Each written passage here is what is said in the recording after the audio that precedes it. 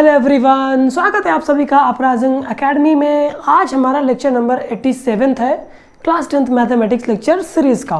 Okay, start करनी है अपने को unit the introduction of trigonometry, त्रिकोणमिति का परिचय। ये मैंने इसके सारे सिलेबस के बारे में आपको कल बता दिया और त्रिकोणमिति क्या होती है इसका थोड़ा सा इंट्रोडक्शन मैंने आपको दे दिया था। ठीक है, इस लेक्चर से हम लोग आज स्टार्ट करेंगे फर्स्ट टॉपिक जो कि है एंगल्स यानी कि कोण। तो कोण क्या होता है, कोण कितने तरह का होता है, उसको कैसे नापा जाता है, ये सारी चीज़ें हम लोग डिस्कस करेंगे। ठीक है, तो डेफिनेशन अगर हम लोग देखें, किसी किरण को उसके प्रारंभिक बिंदु यानी इनिशियल पॉइंट के परितः घुमाने पर कोण बनता है। ये किरण है, ये ब्लू वाली, इसका जो प्रारंभिक बिंदु है ये है। अब हम इसी बिंदु के चारों तरफ इसको अगर ऐसे घुमाएंगे तो क्या बनेगा, कोण बनेगा। सिंपल डेफिनेशन ये है। ओके, प्रारंभिक भुजा जो नीचे वाली भुजा है उसको इनिशियल साइड बोलते हैं, से अंतिम भुजा टर्मिनल साइड तक घुमाव की मात्रा को कोण की माप कहते हैं। अब ये तो हो गया कोण, है ना, घुमाने पे कोण बनता है। कोण की माप क्या होगी, कोण कितने डिग्री का होगा, उसके लिए हम प्रारंभिक भुजा और अंतिम भुजा के बीच जितना ये घूमा रे, जितनी ये किरण घूमी उसको नाप लेंगे और वही क्या हो जाएगा, कोण की माप हो जाएगा। ठीक है, और ये जहाँ पे दोनों किरणें मिलती हैं इसको बोलते हैं टर्मिनल पॉइंट। ठीक है, तो कोण नापेंगे तो कभी पॉजिटिव भी हो सकता है, कभी निगेटिव भी हो सकता है। तो कंडीशन यहाँ पे ये है कि अगर ये किरण ऐसे घूम रही है एंटी क्लॉकवाइज, अगर अपनी किरण ऐसे घूम रही है तो ये इंप्लाई करेगा कि कोण धनात्मक है। ठीक है, इसको हम लोग बोलते हैं एंटी क्लॉकवाइज या वामावर्त। और अगर अपनी किरण ऐसे घूम रही है क्लॉकवाइज तो ये इंप्लाई करेगा कोण ऋणात्मक। ठीक है, मैं लिख देता हूं यहां पे एंटी क्लॉकवाइज और ये है क्लॉकवाइज। इसको बोलते हैं वामावर्त, इसको बोलते हैं दक्षिणावर्त। ठीक है, तो ये कंडीशन अपने पास, ऐसे कोण को हम लोग नापते हैं। और डेफिनेशन कोण की ये है कि कोई किरण प्रारंभिक भुजा से अंतिम भुजा के बीच में जितना घूमी उसको कोण की माप बोलते हैं और इस रेखा को हम लोग क्या बोलते हैं, कोण बनाने वाली रेखा। ठीक है, तो अब कोण के टोटल 6 या 7 टाइप है, मेनली 6 है और 7वां है जीरो एंगल, तो उसकी कोई ज़्यादा बड़ी बात नहीं है। तो उन सबको मैं यहाँ पे नंबरिंग वाइज करके लिख दूँ और सबका फिगर बना दूँ तो आपको समझने में आसानी होगी। ठीक है, तो हम लोग देखते हैं नेक्स्ट पॉइंट अपना कि एंगल्स कितने टाइप के होते हैं। ओके, सारे कोणों के बारे में मैंने लिख दिया है, जो भी ज़रूरी चीज़ें हैं जितना अच्छे से आप लोग को समझना है समझ लीजिए। देखो, सबसे पहला अपना है जीरो एंगल, शून्य कोण। इसमें जो है कोई कोण ही नहीं बनता। जो प्रारंभिक रेखा है, प्रारंभिक भुजा और जो अंतिम भुजा है वो एक दूसरे के ऊपर स्थित है ना। मान लो पहले ऐसे प्रारंभिक भुजा बनाया, फिर उसी के ऊपर अंतिम भुजा बना दिया, तो लाइन जो घूमी कोण वाली उसको कोई घूमने का स्थान ही नहीं मिला, तो यहाँ पे कोण क्या आ गया, 0 डिग्री अंश हो गया, है ना, 0 डिग्री। उसके बाद आता है न्यून कोण, इसको बोलते हैं एक्यूट एंगल। वह कोण जो 0 डिग्री तथा 90 डिग्री के बीच में स्थित हो, है ना। ये 0 डिग्री है सीधी लाइन और 90 डिग्री ऐसे खड़ी लाइन है, इसको हम लोग बोलते हैं एक्यूट एंगल या न्यून कोण। इसके बाद आता है राइट एंगल, समकोण 90 अंश के बराबर, है ना, सबको पता है। फिर उसके बाद अधिक कोण, इसको बोलते हैं ऑब्ट्यूस एंगल। वह कोण जो 90 तथा 180 के बीच में स्थित हो। 90 डिग्री ये सीधी लाइन होती है, 180 डिग्री ये सीधी लाइन होती है। तो इस लाइन और इस लाइन के बीचों बीच में जो, मतलब यहाँ से यहाँ तक में कहीं भी स्थित हो कोण, उसको बोलते हैं हम लोग क्या, ऑब्ट्यूस एंगल यानी कि ऑब्ट्यूस एंगल यानी कि अधिक कोण। इसके बाद आता है स्ट्रेट लाइन एंगल यानी कि सरल रेखी कोण, 180 अंश, एकदम सीधी रेखा है, इसके तो नाम में ही लिखा हुआ है। तो ऐसा कोण जो एकदम सीधी रेखा बनाए 180 अंश के बराबर, उसको हम लोग क्या बोलते हैं, ऋजु कोण। ओके, हाँ, ऋजु कोण भी इसको बोलते हैं, स्ट्रेट लाइन या ऋजु कोण। इसके बाद आता है वृहत कोण। वह कोण जो 180 अंश तथा 360 अंश के बीच में स्थित हो उसको क्या बोलते हैं, वृहत कोण यानी कि रिफ्लेक्स एंगल। इसके बाद आता है अपना फुल रोटेशन यानी कि 360 डिग्री, है ना, 360 डिग्री पूरा कंप्लीट होता है। तो इतने मेन टाइप के एंगल्स होते हैं जिनको आप लोगों को ध्यान में रखना है। इस यूनिट में इनका इस्तेमाल फ्रीक्वेंटली होगा। ओके, तो अब हम लोग चलते हैं नेक्स्ट टॉपिक, जो कि अपना ट्रिग्नोमेट्रिक रेशियो या त्रिकोणमिति। ओके, तो जो ट्रिग्नोमेट्रिक रेशियोज की डेफिनेशन है, एकदम सिंपल डेफिनेशन जो जिसको बोलते हैं, किसी समकोण त्रिभुज की दो भुजाओं के अनुपात को त्रिकोणमितीय अनुपात कहते हैं। That's it. हम लोग एक समकोण त्रिभुज लेंगे, एक राइट एंगल ट्राइंगल, उसकी कोई भी दो भुजा उठा लो और उनका रेशियो निकाल लो, उस रेशियो को हम लोग क्या बोलेंगे? Trigonometric ratio. और हर एक रेशियो से कोई ना कोई ट्रिग्नोमेट्रिक फंक्शन जुड़ा रहता है। हर एक रेशियो से कोई ना कोई त्रिकोणमितीय फलन जुड़ा रहेगा, या तो साइन जुड़ा रहेगा, या तो कॉस, या तो टैन, सेक, कॉसेक, कॉट, इन छइयों में से कोई एक हर एक ट्रिग्नोमेट्रिक रेशियो से जुड़ा रहेगा और यूनिक रहेगा। ये नहीं कि साइन जो है वो लंब बटे आधार, लंब बटे कर्ण से भी जुड़ा रहे और आधार बटे कर्ण से भी जुड़ा रहे, नहीं, साइन सिर्फ लंब बटे कर्ण से जुड़ा रहेगा। मतलब ये सारी चीज़ें हम लोग आगे देखेंगे, ठीक है। तो बात करनी है एक समकोण त्रिभुज की, तो हम लोग ले लेते हैं, माना ए बी सी एक समकोण त्रिभुज है। एक समकोण त्रिभुज ले लो जल्दी से। ये ए है, ये बी है, ये सी है, ठीक है। ए सी कर्ण है, ए बी आधार है और बी सी क्या है? लंब। और ये वाला एंगल 90 डिग्री है, ये वाला एंगल थीटा है। तो मैं नाम देता हूँ सबको, चलो। कर्ण ये है ना, तो कर्ण की जगह हम लोग लिखेंगे के। ये आधार है ना ए बी, आधार की जगह हम लोग लिखेंगे ए। ये लंब है बी सी, इसकी जगह हम लोग लिखेंगे एल, है ना। एल से लंब, ए से आधार, के से कर्ण, ठीक है।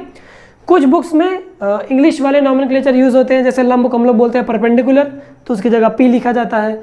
आधार को हम लोग बोलते हैं बेस, तो उसकी जगह बी लिखा जाता है। कर्ण को हम लोग बोलते हैं हाइपोटेन्यूज, तो उसकी जगह एच लिखा जाता है ना। तो हमारे लिए सिंपल यही है, के से कर्ण, ए से आधार, एल से लंब, है ना। तो जहाँ जहाँ भी हमें लंब लिखना होगा हम एल लिखेंगे, आधार लिखना होगा ए लिखेंगे, कर्ण लिखना होगा तो क्या लिखेंगे, ठीक है। ओके, एक समकोण त्रिभुज है जहाँ लंब कौन सी भुजा है? बी सी, इसको हम लोग दिखा रहे हैं एल से। आधार कौन सी भुजा है? ए बी, इसको दिखा रहे हैं ए से। और कर्ण कौन सी भुजा है? ए सी, इसको दिखा रहे हैं के से, ठीक है। ये कुछ सीन है।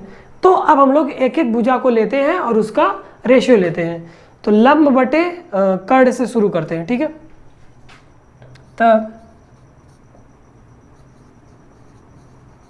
लंब बटे कर्ण को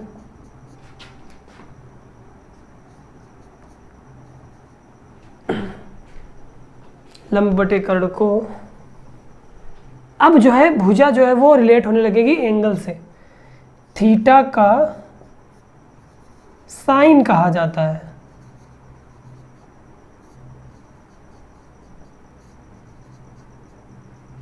तथा इसे साइन थीटा बराबर लंब बटे कर्ण, लंब की जगह हम लोग एल ले रहे हैं, कर्ण की जगह के ले रहे हैं, एल बटे के रूप में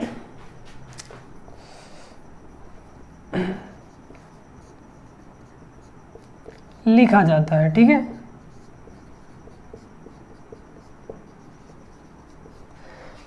लंब और कर्ण का जो रेशियो होता है उसको हम लोग, जो थीटा एंगल है उसका साइन बोलते हैं, और इसको लिखते हैं साइन थीटा बराबर लंब बटे कर्ण, है ना। ये पहली कंडीशन है। दूसरी कंडीशन, लंब बटे कर्ण ले लिया, अब हम लोग आधार बटे कर्ण लेते हैं, ठीक है। आधार बटे कर्ण को थीटा का कोसाइन कहा जाता है तथा इसे कॉस थीटा बराबर आधार बटे कर्ण के रूप में लिखा जाता है ना। ये सारी चीज़ें रिपीट हो रही हैं तो मैं खाली स्थान छोड़ रहा हूँ, आप लोग समझ जाएंगे। इसी तरह आधार बटे कर्ण के बाद लंब बटे आधार लेते हैं। लंब बटे आधार को थीटा का टेंजेंट कहा जाता है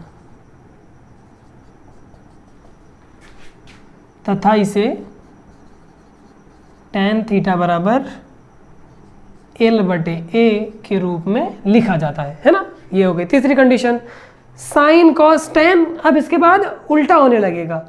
जब आएगा अपना कॉसेक तो ये K/L हो जाएगा, जब आएगा अपना सेक तो ये K/A हो जाएगा, जब आएगा अपना कॉट तो ये A/L हो जाएगा, है ना।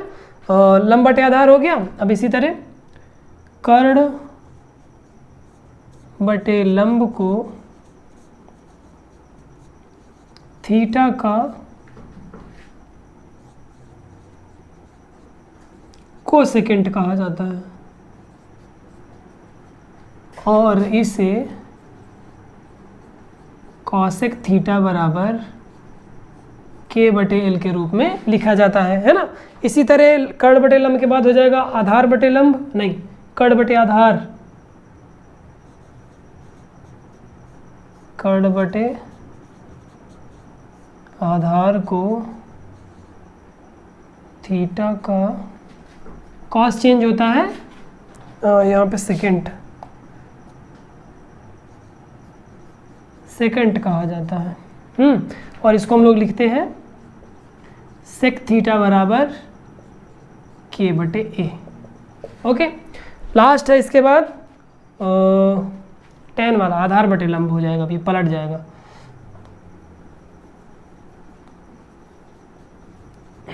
आधार बटे, लिखने में परेशानी हो रही है, लंब को थीटा का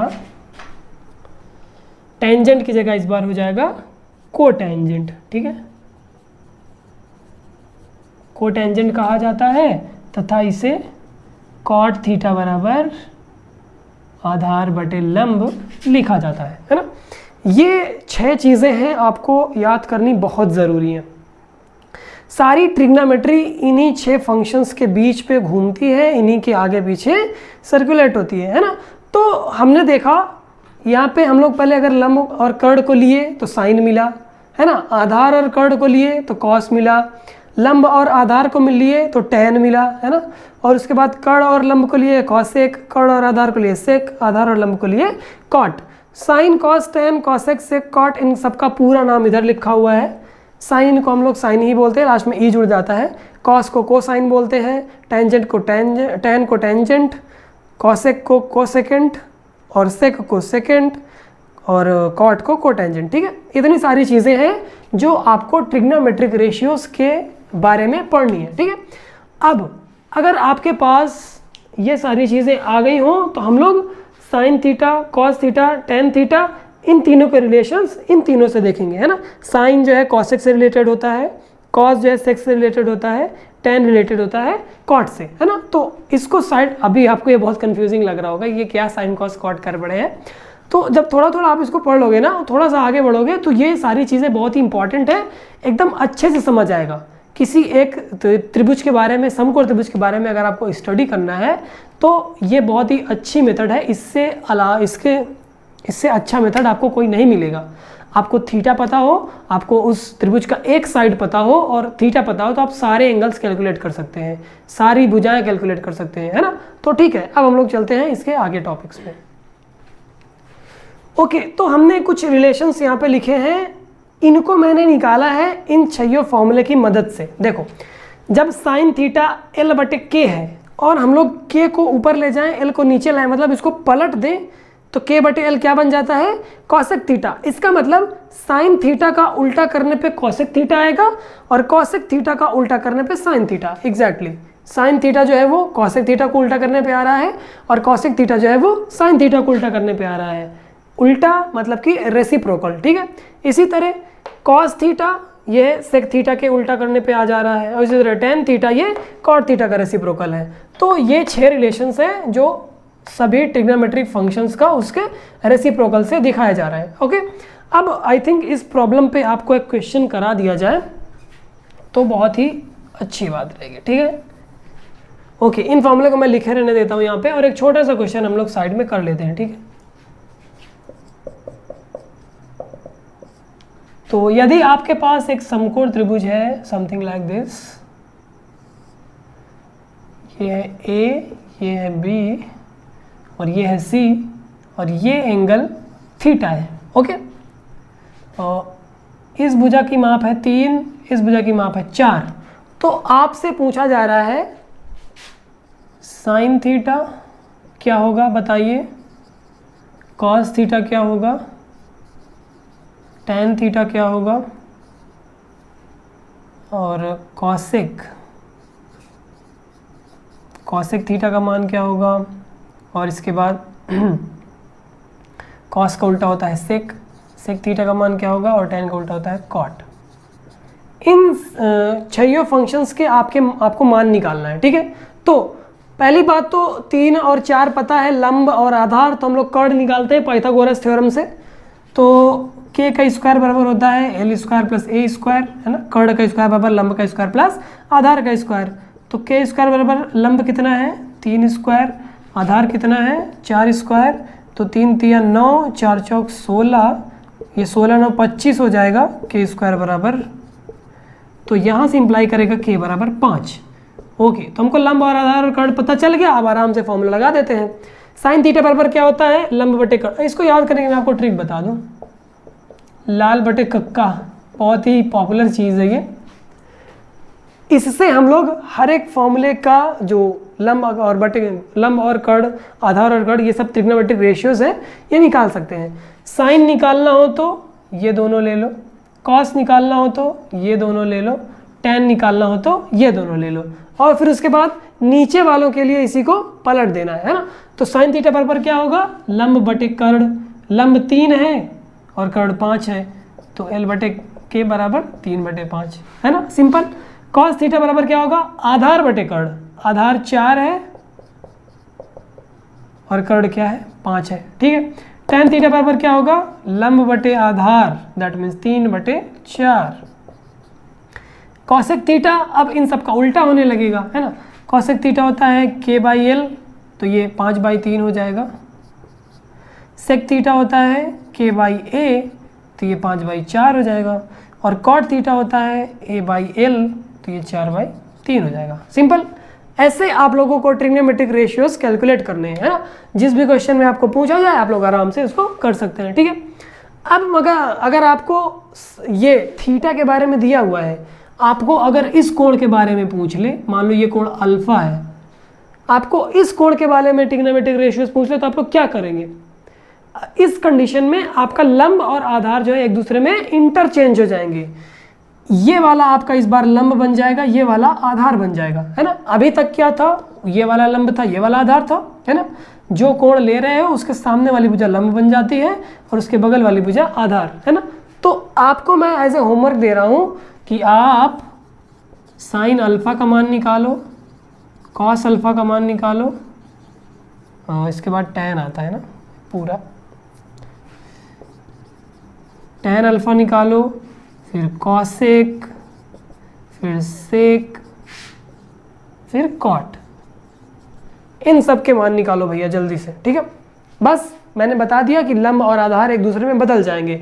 लंब जो है वो 4 बन जाएगा, आधार जो है वो 3 बन जाएगा। इसी फॉर्मूले में रख दोगे तो आपके सारे वैल्यूज आ जाएंगे, ठीक है। ओके, अब कुछ 3 या 4-5 बातें हैं जो आपको यहाँ पे याद रखनी है। साइन, कॉस, टैन, कॉट, इन सब से रिलेटेड, इनको लिखने के तरीके से रिलेटेड कुछ बातें हैं जो आपको याद रखनी है। तो मैं इसको मिटा के उन बातों को लिखता हूँ, ठीक है। ओके, तो बोर्ड के इस साइड में 4 पॉइंट्स लिखे हुए हैं। वैसे मैं बनाता तो कई सारे पॉइंट्स बन जाते हैं, लेकिन इन 4 पॉइंट्स से वो बाकी के सारे पॉइंट्स कवर हो जाएंगे, ठीक है। तो पहली कंडीशन ये है कि साइन थीटा कभी भी साइन गुणे थीटा के बराबर नहीं होता है। साइन थीटा का मान होता है ये साइन ऑफ थीटा। हम लोग साइन में थीटा की वैल्यू बदल बदल के रख रहे हैं और निकाल रहे हैं, है ना। तो ये साइन गुणे थीटा के जैसा कभी नहीं लिखा जाएगा। इसी तरह कॉस थीटा बराबर कॉस गुणे थीटा नहीं होगा, टैन थीटा बराबर टैन गुणे थीटा नहीं होगा। मतलब जो 6 फंक्शन है ट्रिग्नोमेट्रिक, उन सब में थीटा जो है गुणे के रूप में नहीं लिखा जाता है, ठीक है। इस एक्सप्रेशन में और इस एक्सप्रेशन में बहुत फर्क है। इसके बाद अगली चीज़ है साइन स्क्वायर थीटा। ये बराबर होता है साइन थीटा का पूरा स्क्वायर, और इसमें हम लोग साइन का अलग स्क्वायर, थीटा का अलग स्क्वायर नहीं लिख सकते, और या फिर साइन की 1 घात और थीटा की 2 घात, ऐसे नहीं लिखा जा सकता, ठीक है। जो साइन स्क्वायर थीटा का मतलब है कि साइन थीटा की वैल्यू पहले कैलकुलेट कर लो, फिर उसका वर्ग कर दो तो ये होता है साइन स्क्वायर थीटा के बराबर, ठीक है। इसके बराबर ये दोनों चीज़ें नहीं होती। इसके बाद कॉसेक थीटा 1/sin थीटा होता है, सबको पता है। तो 1/sin थीटा को हम लोग साइन थीटा की पावर में -1 लिखेंगे। जैसे 1/4 को हम लोग क्या लिखते हैं, 4⁻⁻1, है ना। घात ऊपर जाती है तो निगेटिव हो जाती है। इसी तरह लेकिन ये घात यहाँ से उठ के अंदर नहीं जाएगी। यहाँ जिस तरह से अगर आप लोग सोच लो कि साइन थीटा के ऊपर यहाँ पे 2 था तो ये उठ के अंदर चला गया, ये यहाँ पे 2 आ गया। इस केस में ऐसा नहीं है। जहाँ भी -1 पावर रहेगी, -1 पावर, वो इसके बराबर कभी नहीं होता है। 1/sin थीटा और साइन, इसको इनवर्स थीटा बोलते हैं, साइन इनवर्स थीटा कभी भी बराबर नहीं होते, है ना। ये पूरा एक कंप्लीट अलग कॉन्सेप्ट है। इसको हम लोग बोलते हैं इनवर्स ट्रिग्नोमेट्रिक फंक्शन, प्रतिलोम त्रिकोणमिति फलन। ये हम लोग पढ़ेंगे 11 में, ठीक है। तो ये चारों चीज़ें आप लोग को ध्यान रखनी है। एक्सप्रेशंस को लिखते वक्त गलती नहीं करनी है। कभी भी 1/sin थीटा को हम लोग साइन इनवर्स थीटा नहीं लिख सकते, साइन स्क्वायर थीटा को हम लोग इस रूप में नहीं लिख सकते, है ना। और ये थीटा कभी साइन और कॉस के गुणे में नहीं आता, है ना। ये सारी चीज़ें हैं, आपको ध्यान रखनी है, ठीक है। इसके बाद जो अपना नेक्स्ट टॉपिक है उसमें हम लोगों को पढ़ना है कि किसी समकोण त्रिभुज में लंब, आधार और कर्ण क्या होते हैं, उन सब का जो ट्रिग्नोमेट्रिक फंक्शंस है इनसे रिलेशन क्या है ना। तो उसको हम लोग नेक्स्ट लेक्चर में पढ़ेंगे। आज के लेक्चर में ये जो 2 टॉपिक्स हमने पढ़े इनसे रिलेटेड और एक आध क्वेश्चंस कर लें तो मजा आ जाएगा, है ना, ठीक है। तो और क्वेश्चंस कर लेते हैं कॉन्सेप्ट। ओके, एग्जांपल नंबर 2 अपना, इसमें हमें ना तो त्रिभुज दिया हुआ है, मतलब त्रिभुज की आकृति नहीं दी हुई है, लेकिन हमें एक चीज यहाँ पे दी हुई है, साइन a बराबर 8/10 है। जो ट्रिग्नोमेट्रिक रेशियो है उसका साइन फंक्शन क्या है, 8/10। देखते हैं, इसमें त्रिभुज बनाने की कोशिश करते हैं, ठीक है। अपने पास ऐसा कुछ ट्रायंगल रहेगा, त्रिभुज ABC जिसमें कोण भी 90 है। तो कोण भी ये रहेगा, ये A, ये C, ठीक है, 90 अंश।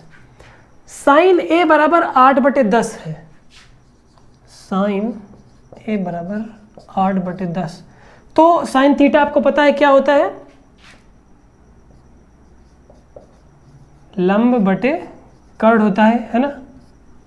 लाल बटे का कस याद करो। तो अगर लंब और कर्ण का अनुपात 8/10 है तो यहाँ से लंब कितना होगा, 8 और गुणे में कुछ कांस्टेंट, और इसी तरह कर्ण क्या होगा, 10 गुणे में सेम कांस्टेंट, है ना।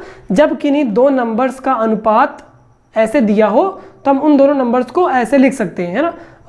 फॉर एग्जाम्पल अगर 3/10 है, x बटे y बराबर अगर 3/10 है तो x बराबर 3 × k लिख सकते हैं, y बराबर 10 × k लिख सकते हैं, है ना। ये अनुपात का नियम है। तो जब आप लोग वापस से रेशियो लोगे तो k से k कैंसिल आउट हो जाएगा और 10 और 3 ऐसे लिख जाएगा, है ना। तो यही मैं समझाने की यहाँ पे कोशिश कर रहा हूँ कि अगर साइन थीटा बराबर लंब बटे कर्ण वाला सूत्र लगाओगे तो लंब 8k आ जाएगा और कर्ण 10k आ जाएगा। अब हम लोग पाइथागोरस से आधार निकाल लेते हैं। लंब ये 8k आ गया, ये 10k आ गया, ओके। तो आधार का स्क्वायर बराबर कर्ण का स्क्वायर माइनस लंब का स्क्वायर, तो ये हो जाएगा 10k का स्क्वायर माइनस 8k का स्क्वायर, तो 100k square minus 64k square, तो यह आ जाएगा 36k स्क्वायर, है ना। तो यहाँ से a बराबर आ जाएगा 6k, है ना। 36 का स्क्वायर रूट 6, k स्क्वायर का स्क्वायर रूट 6k, ओके। ये आ गया, हम अपने को मिल गया, आधार मिल गया, लंब और कर्ण अपने को पहले से पता है। तो अब बाकी सब निकालने में क्या दिक्कत है, आराम से निकाल लोगे। तो यहाँ से हमें पता चलेगा, साइन तो ऑलरेडी पता है, कॉस a, एंगल a के बारे में निकालना है ना, वो दिया हुआ है। कॉस ए बराबर क्या होता है, आधार बटे कर्ण, मतलब कि 6k/10k, k से k कैंसिल आउट, 6/10। इसी तरह tan लंब बटे आधार 8k/6k, k से k कैंसिल आउट, 8/6। और फिर कॉसेक, ये तो साइन का उल्टा ही होगा, 10/8। इसी तरह सेक, ये कॉस वाले का उल्टा हो जाएगा 10/6। इसी तरह कॉट, ये tan वाले का उल्टा हो जाएगा 6/8।